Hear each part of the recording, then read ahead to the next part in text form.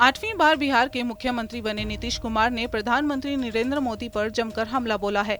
उन्होंने कहा कि 2014 में तो आ गए, लेकिन 2024 में नहीं आ पाएंगे। आपको बता दें कि नीतीश कुमार ने एनडीए के साथ नाता तोड़कर आरजेडी के साथ नई पारी की शुरुआत कर ली है।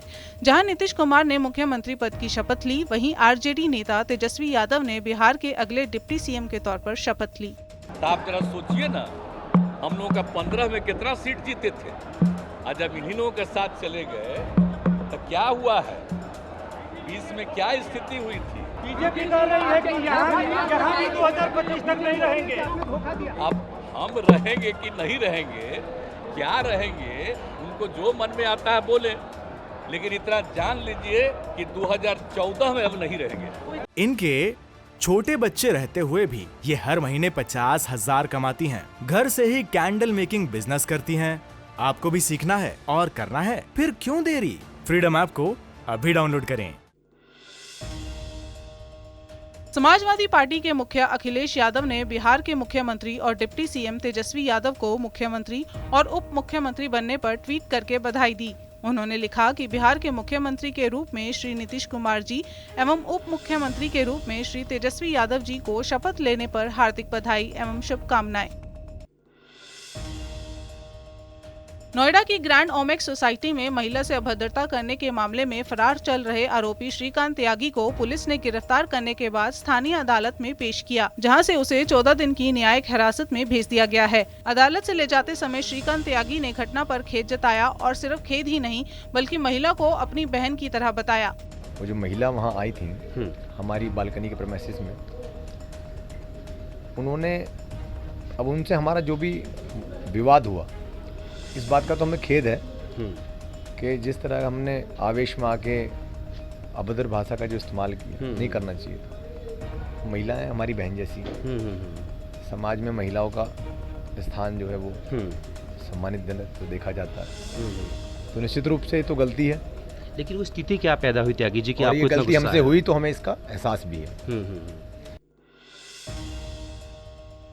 यूपी सरकार में कैबिनेट मंत्री डॉक्टर संजय निषाद को बड़ी राहत मिली है। MP MLA court number 2 Gorakhpur ने कैबिनेट मंत्री डॉक्टर संजय निषाद के खिलाफ समन जारी कर दिया था। सीजीएम ने शाहपुर पुलिस को आदेश दिया था कि डॉक्टर संजय को गिरफ्तार करके कोर्ट में पेश किया जाए। हालांकि उन्हें इस मामले में जमानत मिल गई है। मजिस्ट्रेट प्रभात त्रिपाठी के सामने कैबिनेट मंत्री डॉक्टर संजय निषाद ने जमानत याचिका प्रस्तुत की, जिसके बाद उन्हें जमानत मिल गई। एक्चुअल में एमपी एमएलए कोर्ट बन गया तो केसेज एमपी एमएलए और फाइलें आ चुकी थी, हमारी अलग से फाइल थी और रेलवे की उनकी वो नहीं आ पाई थी। वकील सोचे कि आ चुकी है, तो मिस इंटरप्रिटेशन में वो लोग नहीं जान पाए, वहाँ वारंट हो गया था। और बधाई दूंगा न्यायालय को, उन्होंने हमें न्याय दिया, सम्मान किया, उसको रिकॉल करें। जमानत पहले हो चुकी थी, उसे रिकॉल कराना था, हो गया। जब भी न्यायालय बुलाएगा मैं आता रहूँगा। उत्तर प्रदेश में सीएम योगी आदित्यनाथ ने रक्षाबंधन पर महिलाओं को फ्री बस यात्रा की सुविधा देने का ऐलान किया है। इसके अलावा उन्होंने बुजुर्ग महिलाओं को भी बड़ी सौगात दी है। सीएम योगी ने कहा कि रक्षाबंधन के अलावा भी जल्द ही 60 साल से अधिक बुजुर्ग महिलाओं को मुफ्त बस यात्रा की सुविधा दी जाएगी।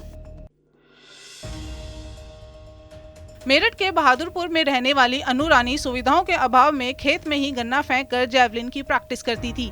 आज अनु रानी ने कॉमनवेल्थ गेम में कांस्य पदक जीतकर देश का नाम रोशन किया है। अनु रानी के गांव में बच्चों ने तिरंगा लहराकर ढोल की थाप और आरती से अनु का स्वागत किया। आजमगढ़ से ISIS से प्रभावित संदिग्ध आतंकी सबाउद्दीन को गिरफ्तार किया है। सबाउद्दीन से पूछताछ में खुलासा हुआ है कि वह अपने साथियों के जरिए IS के विचारधारा से प्रभावित होकर व्हाट्सएप और बाकी सोशल मीडिया एप्लीकेशन के जरिए जिहादी विचारधारा का प्रचार प्रसार कर रहा था।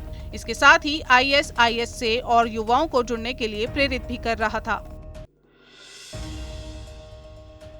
उत्तर प्रदेश की राजनीति से एक बड़ी खबर सामने आई है। बीजेपी के पूर्व अध्यक्ष स्वतंत्र देव सिंह ने विधान परिषद के नेता का पद छोड़ दिया है। बता दें कि जल शक्ति मंत्री स्वतंत्र देव के पद छोड़ने के तुरंत बाद ही बिना देरी किए बीजेपी ने दूसरा विधान परिषद के नेता का चयन भी कर लिया है।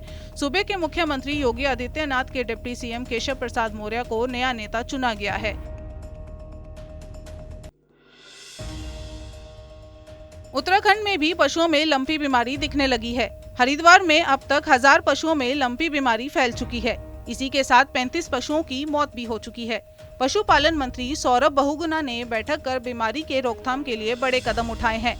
मंत्री ने 30,000 वैक्सीन मंगाने के निर्देश दिए हैं। साथ ही सभी जिलों के सीवीओ से वीडियो कॉन्फ्रेंसिंग कर जानकारी ली है। लंपी बीमारी की रोकथाम के लिए तत्काल आवश्यक उपाय करने के निर्देश भी दिए। साथ ही संक्रमण को लेकर गंभीर कदम उठाते हुए संक्रमित जोन के लिए टास्क फोर्स बनाने का भी निर्देश दिया है। देखिए, दो डिजीज़ उत्तराखंड में रिसेंटली देखने को मिली हैं। एक तो पिग्स में हमारी अमेरिकन स्वाइन फ्लू थी और दूसरा लंपी स्किन डिजीज़ है जो गायों और बफलों में हो रही हैं। बहुत ज़्यादा ये गुजरात में, राजस्थान में फैल चुकी थी और कल जब हम समीक्षा बैठक में थे अपने विभागों की, तो मुझे पता चला कि हमारे हरिद्वार डिस्ट्रिक्ट में भादराबाद और भगवानपुर 2 ऐसे विधानसभाएं हैं जहां पर लंपी स्किन डिजीज़ के केसेस आए हैं सामने। लगभग 1000 केसेस सामने आए हैं और उसमें से 325 गायों की डेथ हो चुकी है, गाय और बफलो मिला के। तो 3.5% का लगभग मोर्टेलिटी रेट है। उसी के ऊपर एक समीक्षा बैठक करी गई थी, क्योंकि बहुत ख़तरनाक डिजीज़ है और हम नहीं चाहते कि पूरे उत्तराखंड में फैले जिस तरीके से गुजरात और दूसरी स्टेटों में फैली है।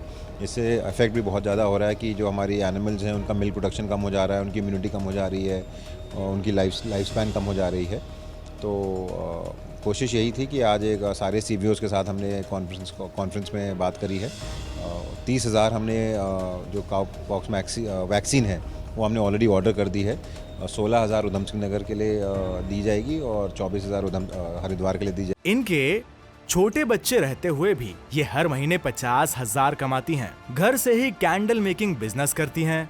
आपको भी सीखना है और करना है, फिर क्यों देरी? फ्रीडम ऐप को अभी डाउनलोड करें।